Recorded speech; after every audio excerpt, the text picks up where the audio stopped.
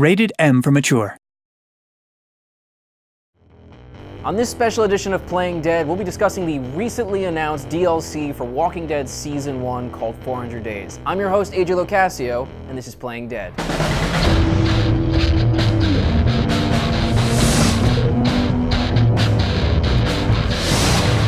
So, guys, thank you for being here today. Today I'm joined by Sean Ainsworth and Harrison Pink.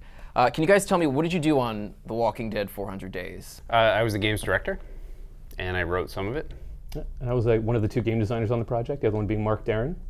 So 400 Days is a DLC. Can you explain to me, what does that mean exactly? Well, it's an additional episode that comes after season 1. So do you need to have played the full season in order to enjoy it? You don't have to have played the entire season, although it's recommended. We think that the experience is way better if you finish the entire season first. Why is it called 400 Days? That's an intriguing name. We ended up coming up with 400 days because that's the span of time the episode takes place over. We wanted to do something a little different, so we thought, telling a really huge, expansive story was a nice way to go. So will this story have anything to do with Lee and Clementine? I don't think so. Not directly, no. Yeah, it definitely takes place in the same world. Right. Familiar areas. It'll feel very similar in a lot of ways. What made you guys decide to do that as opposed to continuing the story of Lee and Clementine? We got together after season 1 was finished, and we said, we're going to do this downloadable content, and what is that going to be? And I think all of us are really excited with the idea of just doing something different, trying to kind of not do the same thing. I mean, that's what season 2 is for, right? I mean, we're going to go into season 2 and continue the story started in season 1. Right. So we thought, if we're going to do this, let's touch on what we already know, but then we'll go off on a completely new direction and just kind of do some really exciting different stuff. Yeah, definitely. Yeah. We wanted to do it in such a way that it made sense for it to sort of live as its own entity. We didn't want to just feel like, oh, here's an additional thing. Right. We really wanted it to be powerful and important in its own right. And we didn't think that just continuing a story that had finished so successfully was the right way to do that. So can you guys tell me anything about the episode? Is there anything different about this specific episode? You play as 5 separate people throughout the episode. And as you play these 5 different people, their stories sort of intertwine in really interesting ways over that sort of 400-day period. You can actually play each of the short stories in any order that you want, and they'll still sort of connect up in the order that you play them. That's awesome. Yeah. It's like DuckTales. It is exactly like DuckTales. It's exactly like DuckTales. Yeah. It's kind of like an anthology, right? We've seen Creepshow or something like that, where you have just different stories, except that these stories do intermingle.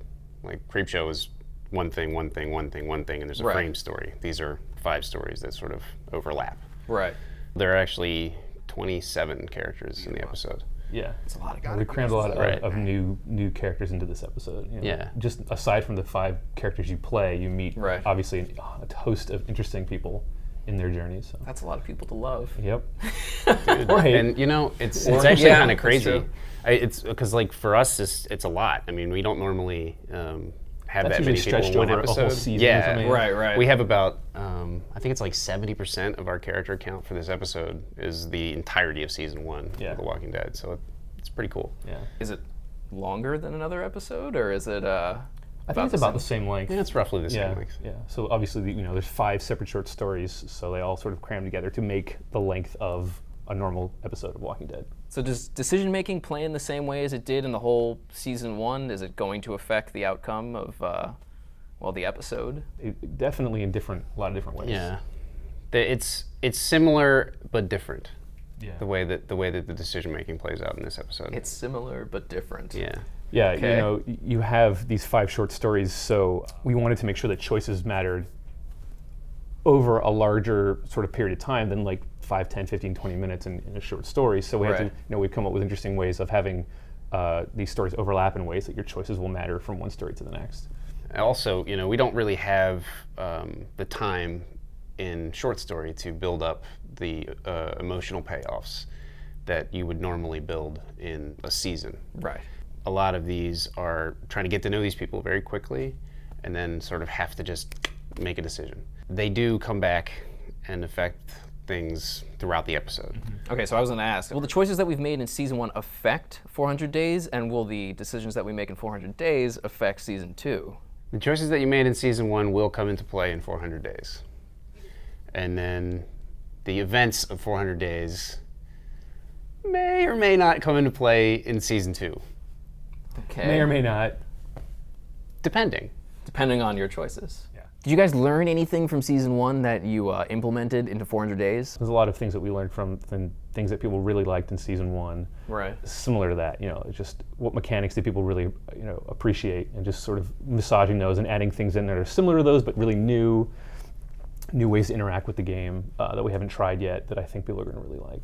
Will you guys be releasing 400 Days on the same platform as season 1? Are we going to see anything new, maybe? It's going to be on all the platforms that season 1 was on, and additionally, from what I hear, season 1 is going to be available on the PlayStation Vita. So, and it's going to be have all the touch controls and all the touch sensitivity that the Vita has enabled.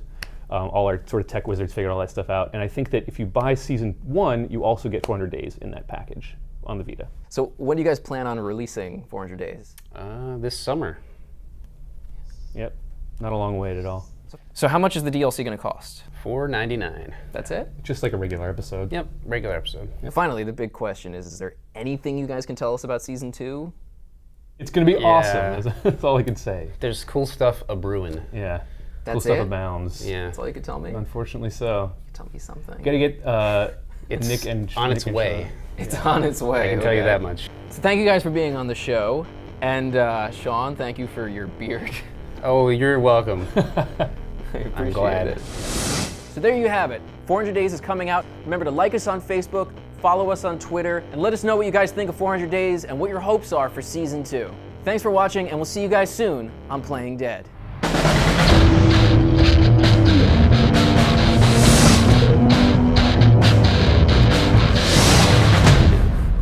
Getting people's goat is always fun. That's not a euphemism. Getting people's goat? Yeah. That's close. Got your goat.